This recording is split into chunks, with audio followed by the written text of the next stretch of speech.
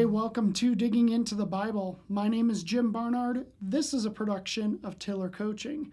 All right, it's day 8. So good to be with you. We have been building up to today's section this whole time. I believe that we will see the thesis of Paul's, at least the first part of his letter to the Romans. And there is one verse, one amazing verse that's so memorable and succinct. It's just so good. Probably one of the best verses in the Bible.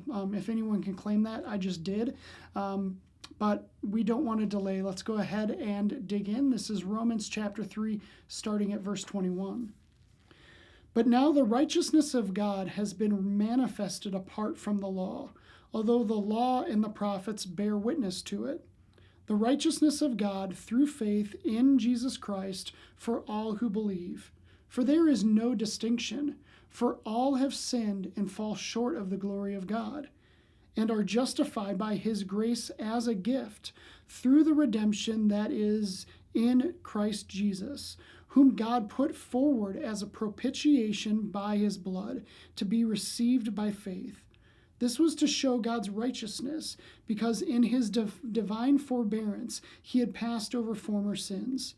It was to show his righteousness at the present time, so that he might be just and the justifier of the one who has faith in Jesus.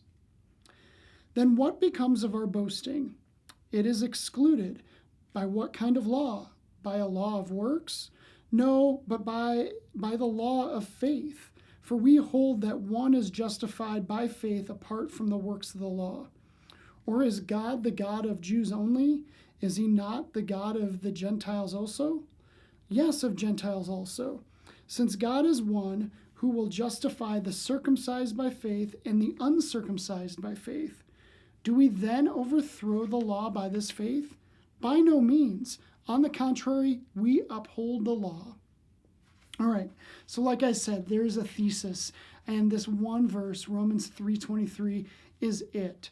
For all have sinned and fall short of the glory of God. What a succinct, powerful verse. And if you stop and think about it, it's not a good verse. It's a quality verse, but it's not good news for us. When it says, for all have sinned, that's everybody. Okay? That's you, that's me. We've all sinned and we fall short of the glory of God. We want the glory of God. We want to be glorified with God or like God's, but we've all fallen short. There's just nothing in our ability. There's no work that can be done that can help us, catch up or to gain that, to earn that. It's just not possible. So like I said, that's really bad news. But the good news is that there's good news. And the word gospel literally means good news. So there is good news. And every good news is measured by its ability to outweigh the bad news. And this good news certainly does it. And it can be summed up by one word that we see in this section. It's propitiation. How's that for a word? That's not a word that we use in our normal everyday language. So it's a little bit confusing. So let me define for you what it means. It means like a make good. It takes the place of. So, this might be a really weird example, but after college, I used to work for an advertising agency where I placed ads in magazine for a major pharmaceutical and consumer products company. And I would, tell a particular magazine, hey, we want to be on the table of contents, or we want to be on the back cover. I would place it, and I would, figure it all out. And then if they botched it, they put us in the wrong place, or something went wrong with any part of it, I would go and demand a make good.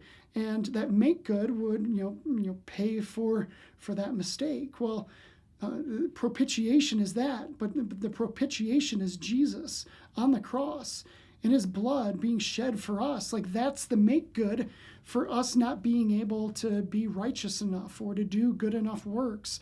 We've all fallen short. The Jew and the Gentile, the believer, the non-believer, every single one of us has. And we don't use that word propitiation much, but we certainly act it out all the time. And I'll give you an example. The other day, my little boy Anderson, he did something really wrong on the iPad. He snuck an app, and it's just a long story. It's not worth getting into, but I caught him in this, and it really hurt me. It made me really mad, and I didn't beat him up. I didn't, he's not going to be able to have the iPad for a while. And so there's that. But, the next day, he, when we woke up in the morning, he just came up and just gave me a big hug. He's like, "Dad, I'm so sorry." He wanted that action to be the thing that took away the punishment. And, he's still not going to get the iPad, but it was still the right thing. He wanted that hug to be a propitiation for his misgivings, for his wrongdoings, and I guess his sins. And that's not what does it. There's only one true propitiation in this world, and it is Jesus. So I hope you know that. I hope you believe that. I hope that you are all about it. So that's what I have for today. Thank you for watching. Thank you for listening. I will see you tomorrow as we continue on with Romans chapter 4. I'll see you then.